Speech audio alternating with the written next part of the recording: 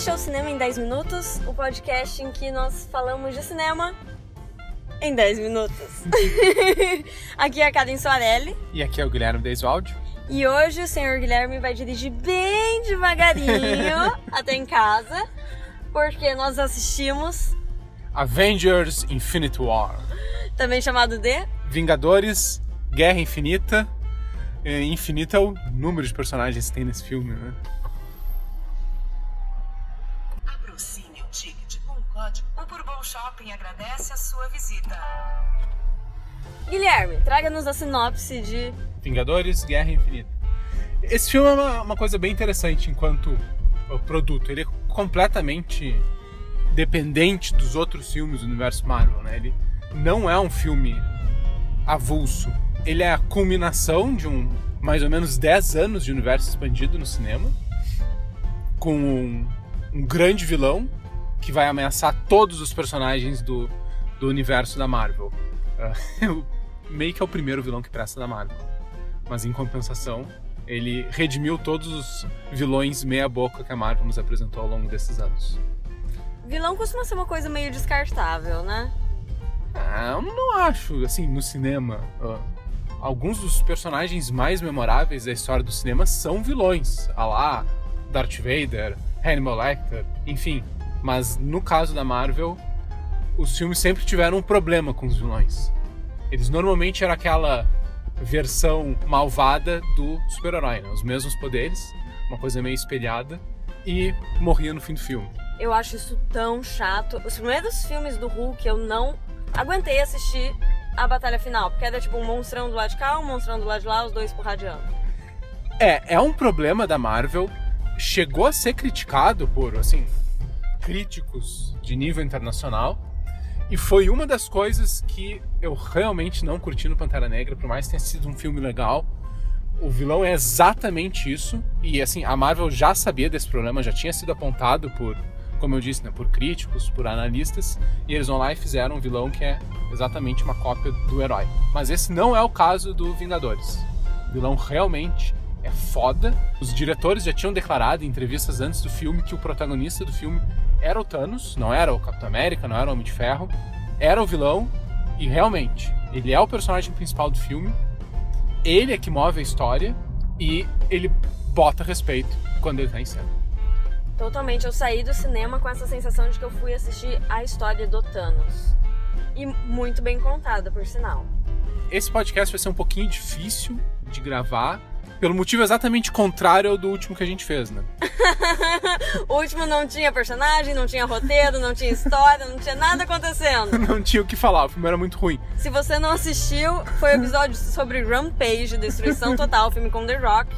Cinema em 10 minutos, número 2. Vai lá e escuta, que é pra saber os motivos de você não assistir aquele filme. E hoje vai ser difícil porque tem muita coisa pra falar. Falando em destruição total, o filme é uma destruição total. O Vingadores. O Rampage é só uma perda de tempo total. Dirige um pouco mais devagar. Certo, nós temos o Thanos. Ele quer reunir as 6 joias do infinito. Ele começa o filme com 2, faltam 4. 3 delas nós já sabemos onde estão. Tem uma na cabeça do Visão. A joia da mente. Tem outra que era no cetro do Loki. Sim, a joia da realidade. A terceira é a que tá com o Doctor Strange. A joia do tempo. E a última é a que tem o nome mais bonito de todas. Ninguém sabe onde está. A joia da alma. Os fãs estão há muitos anos se perguntando onde está a joia da alma, que ninguém sabe realmente onde está. É a única joia que não tinha aparecido em nenhum dos outros filmes. E essa é uma das grandes questões desse filme, inclusive. E onde está a joia da alma é uma das coisas que faz do Thanos um grande personagem. Mas nós vamos falar disso só no finalzinho, porque por enquanto é sem spoilers. Lembrando que a gente até faz spoiler, mas a gente avisa. Então pode ir escutando com tranquilidade, se não tiver visto. Se não tiver visto, veja também, né? Esse vale a pena. Mas veja primeiro os outros filmes. Nossa, eu tô há 10 anos assistindo um filme da Marvel e eu fico tão feliz em ver que realmente culminou em algo impressionante. Quando eu vi o primeiro trailer desse filme, eu falei, não é possível que vão colocar todos os personagens. Porque nós temos todo aquele grupo novo de Wakanda, nós temos os Guardiões da Galáxia, nós temos o Doutor Estranho, nós temos os Avengers, nós temos tudo, todo mundo. Sim, e os sidekicks de todo mundo. E os sidekicks, todos os personagens, todos eles aparecem, todos eles têm pelo menos uma fala. Sim. E todos eles fazem uma participação boa, ninguém ficou pendurado. A própria Pepper Potts, que fazia um tempo que não aparecia, porque, pô, é uma atriz famosa, de, sei lá, cachê alta, Gwyneth Paltrow, ela aparece no filme, mais uma ponta, né? Mas, sabe, dá aquela sensação de estar todo mundo ali, é muito legal isso. Eu queria falar uma coisa antes de falar do filme em si, que eu vou agradecer a um grupo de pessoas que só é criticado, que são os produtores. Sempre que um filme vai mal, principalmente um filme com coisa nerd, assim, uma adaptação de um quadrinho, adaptação de um romance, ou mesmo de um videogame, todo mundo diz, porque os produtores meteram a mão e estragaram. O universo cinematográfico da Marvel, ele é um triunfo, é um sucesso, mais pela mão dos produtores. Claro que o papel dos diretores, dos roteiristas, dos atores de todos os filmes é super importante, obviamente, mas o mais incrível no universo da Marvel não são os filmes avulsos, é a construção do universo compartilhado como um todo. E o mérito maior disso é dos produtores terem conseguido dar uma unidade estética para os filmes.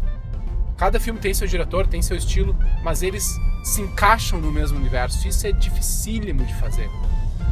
E conseguir coordenar essa equipe ao longo de 10 anos sendo... Não tá falando de pessoas, assim, corriqueiras, né? São atores super requisitados e eles conseguiram unir esse pessoal por esse tempo todo, participando de vários filmes até culminar nesse filme que tem todo mundo.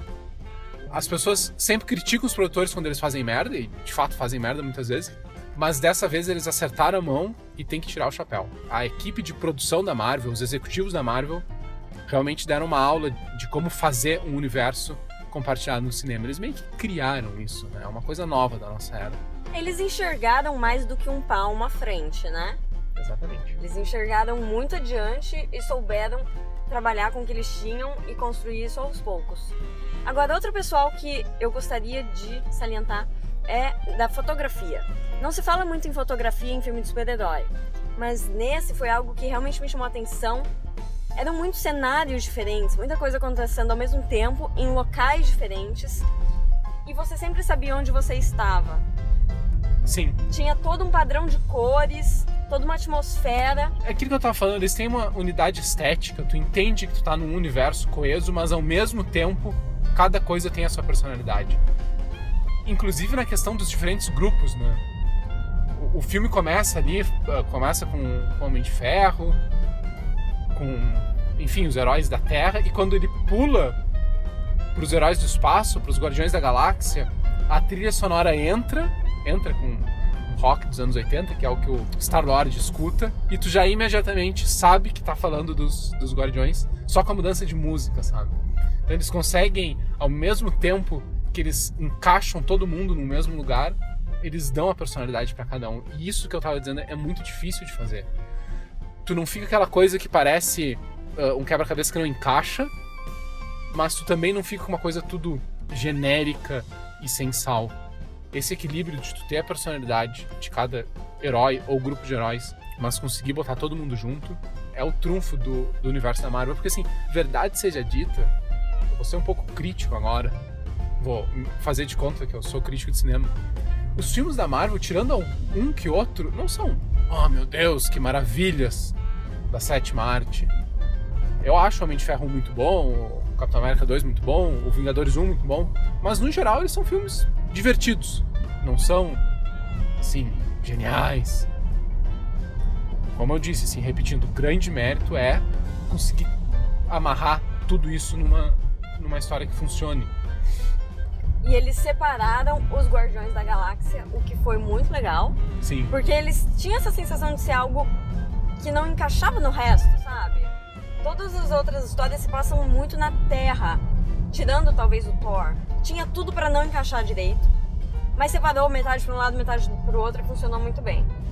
Mas o que eu queria dizer com fotografia, eu tava falando realmente da cor. A gente tem o pessoal lutando lá no planeta do Thanos, que é um negócio todo vermelho, meio terroso. Você tem a luta em Wakanda, que é toda verde, mágica, tecnológica, toda bonita. Você tem, enquanto isso, o Thor lá naquele planeta Nidavi, sei lá, que é preto e depois vai ficando brilhante. Então cada uma das coisas, elas se encaixam juntas, mas ao mesmo tempo cada uma tem a sua personalidade, como você disse. Não só os personagens, não só os grupos de personagens, mas os locais também.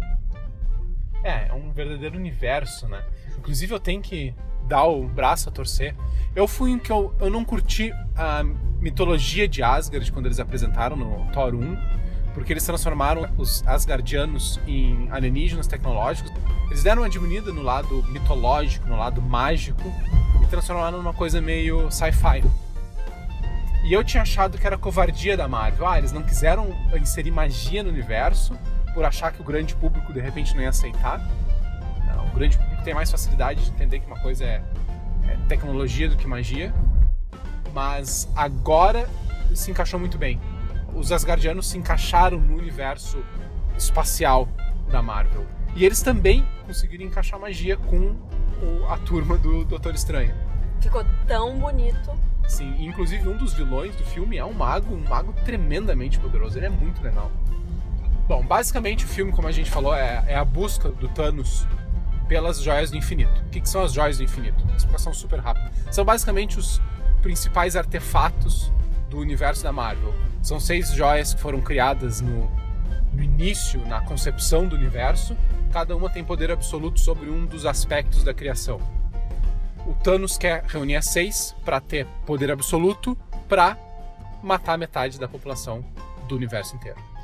Esse desejo do Thanos é uma coisa muito interessante, porque ela se reflete muito na nossa realidade.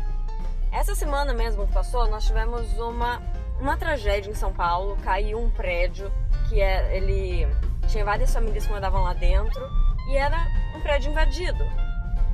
E aí a internet, olha, teve todo tipo de discussão. Gente falando que tinha que cair mesmo, gente falando que tinha que acudir as pessoas, todo tipo de opinião. E uma das coisas que voltou a ser falado na internet é em relação à castração química. De pessoas que não tenham condições de criar mais filhos. O pessoal tava reclamando, esse pessoal tem muito filho, né? E aí, encaixa muito com essa questão do Thanos. Porque quando você fala em castração química, você não tá falando de algo voluntário. Sim. Você tá falando de algo imposto. Assim, claro, o Thanos ele quer matar pessoas que já estão vivas. Mas a ideia é a mesma. Ele diz que não tem comida para toda essa população. Vamos destruir metade e a outra metade vai viver muito bem, obrigado. Ele basicamente diz que o universo tem recursos finitos, mas a vida é infinita. Uma hora vai acabar. Vão acabar os recursos, né? Então, ao exterminar metade dos seres vivos, ele garante uma boa vida para outra metade. E ele deseja fazer isso sem selecionar quem vai viver e quem vai morrer. Exatamente. É uma coisa aleatória. Ele seria muito fácil descartar essa ideia dele, mas ele coloca um nível mais profundo nela, porque é uma coisa relativamente justa. Ele chega a dizer no filme que ele vai matar metade da população de forma aleatória, sem distinguir ricos de pobres, bons de maus. Então, ele é justo. Ele pode ser malvado, pode ser louco, mas ele não é injusto. Isso é uma diferença do Thanos dos quadrinhos, né? Nos quadrinhos ele quer fazer mais ou menos a mesma coisa, só que por um motivo diferente. É um pouco mais bobinho, mas eu acho legal também. Nos quadrinhos o Thanos é apaixonado pela morte. E ele quer matar a população do universo como um presente a ela. Se especulou muito como é que eles iam fazer isso no universo cinematográfico, se eles iam botar a morte como uma personagem, se eles iam usar a Hela, a personagem do Thor, porque ela é a deusa da morte, se eles iam trazer ela de volta. Mas no fim eles realmente mudaram essa motivação do personagem, não tem nada a ver com... Ele não é apaixonado pela morte, que nem nos quadrinhos. E é bem da verdade, ficou mais adulto. Como eu disse, eu gosto de como é nos quadrinhos. Tem um quê meio trágico, romântico, mas tem toda essa discussão de que, por mais absurdo que possa parecer o plano dele, ele é discutível. Ele tem certa lógica. E aí, vamos pôr em prática? Matar metade da população aleatoriamente? É, só conseguir as joias do infinito. Aliás, é muito bonito ver ele usando as joias do infinito. Porque você vê qual que ele tá usando. Pela cor e, obviamente, pelo efeito. E que efeitos. Ele é muito poderoso. Não, e que efeitos especiais, ficaram lindos. O filme começa exatamente depois do fim do último Thor. O que é genial, porque quando terminou o último Thor, tava todo mundo indo embora naquela nave, feliz, contente. Eu olhei e falei, gente, isso é um navio de refugiados? Você sabe o que acontece com um navio de refugiado? Assim, aqueles navios entrando na Europa, não é uma coisa boa, não é pra todo mundo estar feliz. Eles estão... A primeira coisa que eu pensei foi, vai todo mundo morrer de fome nessa nave? O filme começa com a nave dos Asgardianos já destruída. Nem mostra a luta. Thanos chega lá, arrebenta todo mundo. Eles não têm como se proteger. Não tem. Quando o filme começa, tá o Thor caído pra um lado, o Heimdall pro outro, o Loki... Bom, o Loki é o Loki. O Loki tá em pé, óbvio. O Loki tá em pé. Mas o Hulk tá caído. A nave já tá toda destruída, o que é uma coisa que meio que acaba com todo o Thor 3.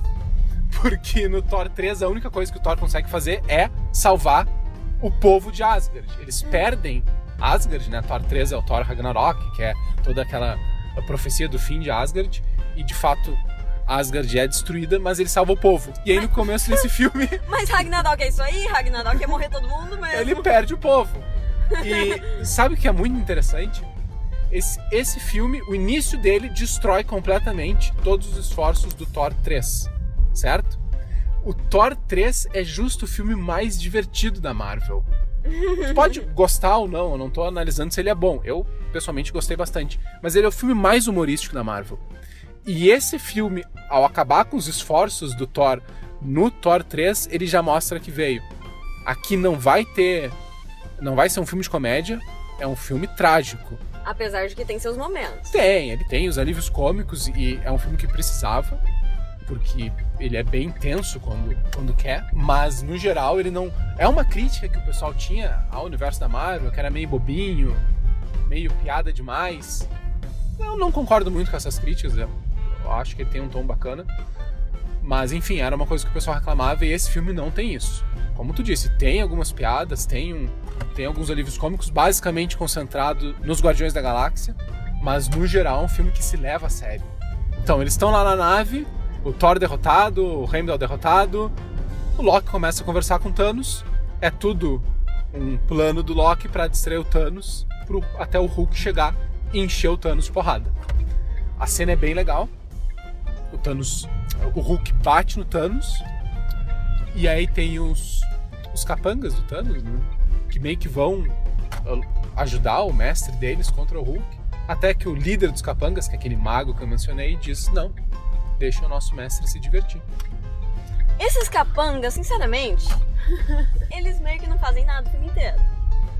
Eles são muito legais, mas eles meio que não fazem nada no filme inteiro. Não, eu vou questionar. Eu achei eles legais. Claro, eles não são, meu Deus, que coisas profundas.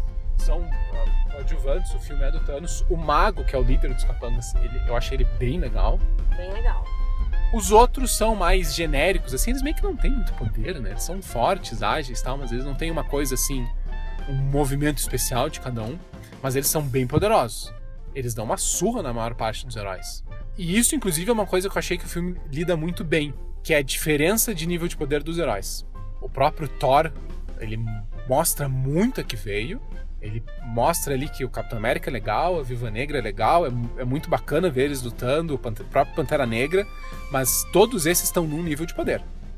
O Thor tá em outro. A propósito, eles colocam o Capitão América e o Pantera Negra no mesmo patamar. Sim. Eles fazem questão. Tem uma cena que tá todo mundo correndo em direção à batalha e você vê os dois tomando a dianteira lado a lado. Sim. Na corrida. A partir de uma coisa simples, que é a velocidade dos personagens, eles mostram que os dois são superiores aos demais que estão ali. Eu acho bem legal eles terem feito essa equivalência entre os dois. E como eu disse, assim, os dois são muito bacanas, mas eles não... Mas eles não são deuses. Não são deuses. Tu disse que os capangas do Thanos não fazem muita coisa. Eles enfrentam alguns dos heróis mais poderosos. Tá, eles não fazem nada. Se eles não tivessem enfrentado aqueles heróis, o que teria acontecido? Aí que tá. No começo do filme, o Hulk começa a lutar com Thanos, começa a encher de porrada, e aí o mago diz, não, deixa nosso mestre se divertir. E aí ninguém interfere na luta, o Thanos apanha um pouco, de repente resolve começar a brigar, pega o Hulk, segura o braço dele, enche ele de porrada, atira o Hulk pra um canto. Então no início do filme tu já tem o Hulk apanhando. E o Hulk sempre foi aquela coisa, arma secreta, we have a Hulk, que inclusive é o que o Loki diz. E também é outro sinal dos diretores pro público. Ah, vocês sempre acharam que o Hulk ia resolver o problema no fim do filme. E eles subvertem isso. No início do filme, eles já usam o Hulk e o Hulk apanha. Então é mais uma coisa pra mostrar que esse filme vai ser diferente. O Hulk tomou uma surra, fica o resto do filme traumatizado, não quer aparecer mais.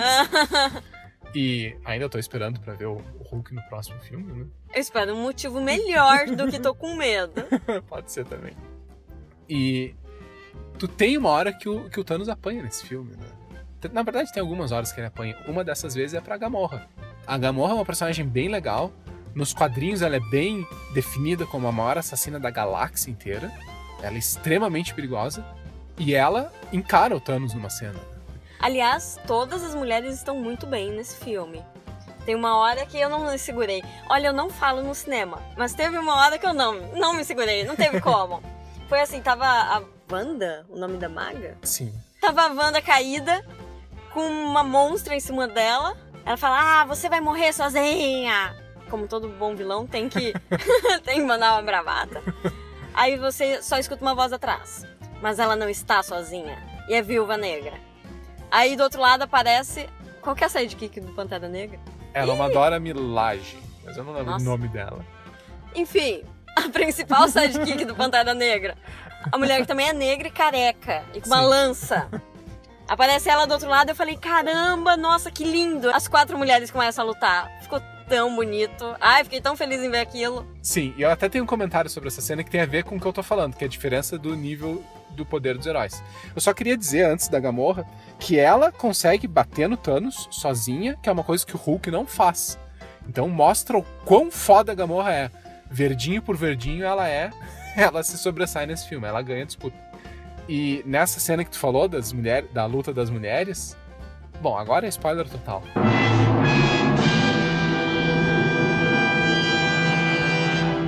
Bom, agora é spoiler total. Vocês foram avisados. A luta termina quando a Wanda, que é a Feiticeira Escarlate, meio que resolve terminar. Ela é muito poderosa. Nos quadrinhos, a Feiticeira Escarlate é meio que tem um poder quase infinito. Assim, ela tem que se segurar pra não destruir a realidade. E nesse filme eles mostram isso. Os capangas do Thanos, eles são muito poderosos, eles encaram vários heróis. Tipo assim, precisa juntar o Capitão América, a Viúva Negra e o Falcão pra segurar um deles. Mas a Wanda, no início do filme, segura 2 sozinha. E ainda cuidando do Visão. E são muito bonitas as cenas. Que né, ela tá lá lutando com os dois, tentando fugir. Aí ela foge, carregando Visão, voando. Aí ele chegou numa praça, ela cai, rola, sai se arrastando pela praça, meio que bate nas pedras e tal, mas ela vira pra trás e usa a magia dela pra segurar ele com todo o jeitinho do mundo. É muito bonito. É fofinho. O Visão, o personagem também, ele é extremamente poderoso, mas nesse filme ele não consegue fazer muito, né? Ele tá literalmente com um alvo na testa. Eles meio que os vilões desabilitam ele no começo e ele acaba mais apanhando do que batendo no resto do filme. Coitado, ele morre 2 vezes, né? Tá, tudo bem, já foi spoiler total. Vamos direto pro final? Sim. Metade de todas as criaturas do universo foram obliteradas. Sim. E aí, não precisa pagar cachê de metade dos atores, não precisa colocar eles no roteiro do próximo filme. Pois é, eles mataram metade dos heróis. Foi uma metade esquisita, né? Tiraram alguns dos principais. Foi aleatória? Parece ter sido aleatória mesmo. Eu fiquei com pena por alguns, claro. O Doutor Estranho é um dos que se vai, eu fiquei com... Nossa, muita pena, porque ele sabia que ele ia embora. Sim, ele tinha visto o futuro. Mas eu acho que ele sabia o que ele estava fazendo. Definitivamente, porque ele fez o Thanos prometer que o Tony Stark seria poupado. O Tony Stark é o único cara que tem alguma chance de fazer alguma coisa. Tinha muita discussão quem ia morrer. O Capitão América ou o Tony Stark. Os fãs tinham certeza que um dos dois ia morrer. Eu também achei que um dos dois ia morrer. Inclusive, quando o Thanos vai matar o Homem de Ferro, e quase mata, mas no fim não mata, eu pensei, então o Capitão vai morrer. Mas no fim, nenhum dos dois morre. Morre um monte de gente, mas eles não morrem. Morre o Homem-Aranha, coitado. Foi tão difícil ele finalmente se tornar um Vingador, mas sinto muito. O último comentário que eu queria fazer é: eles divergiram dos quadrinhos. Essa saga, como eu comentei antes, ela existe nos quadrinhos. Como quase tudo no universo dos quadrinhos da Marvel, quem resolve é o Homem-Aranha. E eu achei estranho eles terem destruído, matado, né, desfeito o Homem-Aranha nessa realidade. Tem alguns spoilers do próximo filme que eu não sei, mas eu posso presumir por causa do meu conhecimento dos quadrinhos. Então eu não vou falar porque seria spoiler pra ti também. Mas você já falou que tá tudo diferente. Tá muita coisa diferente. Não, mas eu não quero spoiler. Eu não vou falar. Assim, pode ser que não tenha nada a ver com os quadrinhos, como eles já mudaram várias coisas. Mas eu tenho uma teoria do que vai acontecer no próximo filme. Sinceramente, nem precisava ter próximo filme. Acabou, o Thanos venceu, o fim. Ele sumiu com metade da humanidade, de acordo com o plano dele, a outra metade vai prosperar. Sim. Tem direito à cena dele, sentadinho no final, olhando uma paisagem verde, bonita, e terminando com um sorriso. E o nascer do sol. O nascer do sol. É muito lindo. Eu também terminei o filme com um sorriso. Olha, o Thanos... ele tem todas as qualidades de um herói. É verdade. Principalmente o sacrifício. Ele se sacrificou em prol de um bem maior. Assim, não estou dizendo que ele esteja certo, mas de acordo com o que ele entende ser o bem, ele tá se sacrificando pelos demais. Ele é um personagem complexo, assim. É muito bom. Muito bom. O personagem é bom, o filme é bom, tudo é bom. Assista. Então é essa a conclusão? Sim. O único problema do Vingadores é que realmente meio que podem fechar o cinema depois desse filme, né? Quando eu digo cinema, não tô falando do cinema que a gente assistiu, estou falando o cinema enquanto arte. É meio que a combinação. Nunca tinha acontecido isso antes. Ter, sei lá, 10, 15 filmes, não sei quantos são, tantos filmes convergindo para um só, é uma coisa realmente inédita. A nossa geração tem um privilégio de estar vendo isso. Puxa, não pode fechar não, eu quero ver o filme do Homem-Formiga. Então é isso, gente, até o próximo programa. Sabe-se lá o que a gente vai assistir. Não sei se vai ser bom, se vai ser ruim, mas olha, dessa vez acertamos. É verdade. A gente sempre acerta, seja pra falar pra assistir um filme que é bom, ou seja pra alertá-los de um filme que é bem ruim. Então é isso, até a próxima. Até mais.